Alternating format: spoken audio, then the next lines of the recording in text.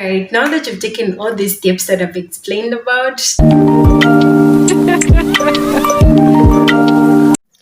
hey guys, welcome to my YouTube channel. My name is Alinase. If you're new here, don't forget to subscribe. If you're a returning subscriber, welcome back, and make sure to turn on your notification bell so that you don't miss any of my videos that I upload on my YouTube channel. So you guys, from my previous video, I talked about how I got started in IT, and I shared with you guys a few things that transpired for me to get to where I am today, and other things that I haven't really shared with you guys. But anyway, today's video I'll be focusing on how you can get started in IT. If this is something that you're interested in learning about or finding out, well, this video is just for you. I'll be sharing with you guys a few resources that you can use and a few communities that you can join to grow your tech journey. Well, without further ado, let's jump into the video.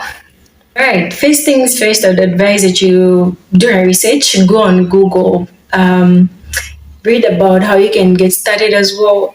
Just find out what more information is readily available that you can put to use. For example, if you're trying to become a web developer, you can read about what already exists in that role, as well as you can reach out to people on LinkedIn that are already existing in that industry.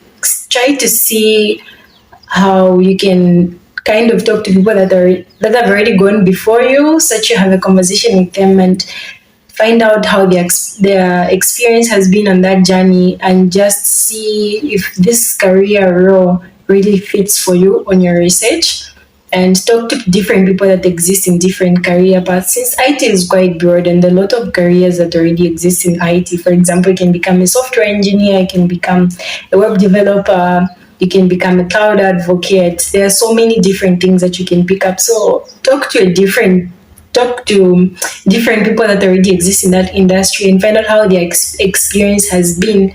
You've done your research, and the next thing that you can do is seek out for a mentor. This is something that I didn't know when I was starting out in IT. So you really want to reach out to these people, since you've talked to a lot of different people that already exist in the industry. I would advise that you find somebody who's been I would say a little bit inspirational, like what they've worked on has maybe kind of moved you, or like, okay, this is somebody that I can maybe learn from because their portfolio is quite interesting and whatnot. So I'd advise that you seek out a mentor, and there are a lot of mentorship programs out there that you can do a research on. So after you've done that and you've reached out to somebody, pick up one or two things from the things that they're really advising you. So my advice for you personally would be a learner from your mentor. Whatever they're telling you, teaching you about, you can pick up one or two things from what they've said and see how you can apply it to your personal journey, in your IT journey. So after you've done your research, you've seeked out your mentor, the next step I would advise is do your certifications. You can pick up a boot camp. You can do a certificate program. There are a lot of certifications programs from Microsoft and Google and other companies, as well as my startup, because for my startup, we teach people on how they can use computers from beginners level to intermediate. I'll leave a link as well from my e-learning platform that I'm currently working on. So if you're interested in learning about that, just check out in the description box. All right, so once you're on your certification journey, you've decided maybe you want to do a certificates. Some of them are like 3 weeks, some of them are like 6 months, and you can also maybe go to university. That's up to you as an individual. So you have to take time and just seek out more guidance from your mentor or people that are already existing, as I said earlier. And as you're currently working on your certifications, I would advise that you start working on your technical skills as well. As you're working on your certifications, make sure you start building up your portfolio.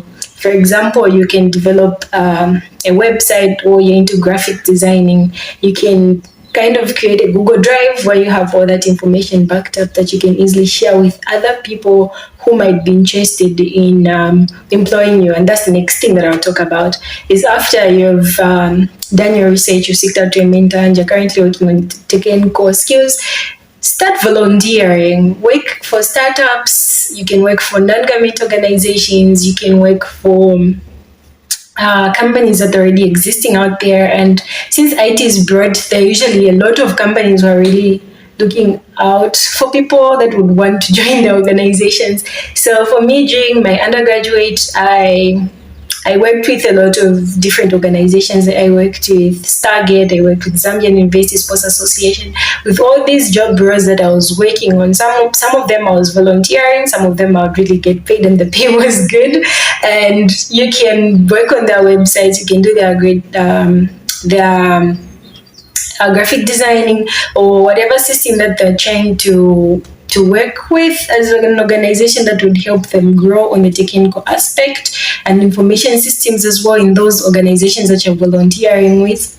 That will help you kind of build up your skills as well, that you can easily put up on your resume. So now that you're already working for an organization and you're like, okay, what next?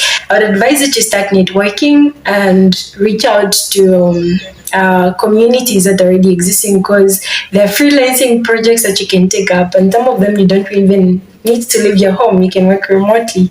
There are a lot of platforms that you can make use of once you've gained your certificate.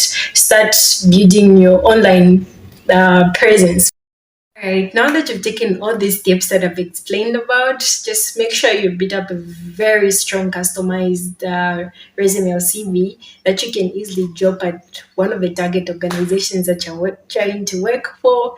It might be Microsoft, it might be Google, it might be one of the big fun companies. But then, as you are trying to apply for this dream job that you're trying to get here in Zambia, it might be Zicta, it might be ZRA, it might be Probus, a big tech company that you're eyeing for. Make sure you've done your certifications, you've done your research on that organization, and you've worked on projects as well, because obviously once you walk into that interview, they would ask you, what have you done as an individual? I'll talk about that in my next video, where I'll share with you guys how you can customize your CV as you are trying to work on your kind of technical sample of a CV that you can kind of drop at that organization that you're trying to apply for a job for, and what type of information should be on your CV as somebody who's in IT. So you guys, that's it for my video. I'll see you in my next video.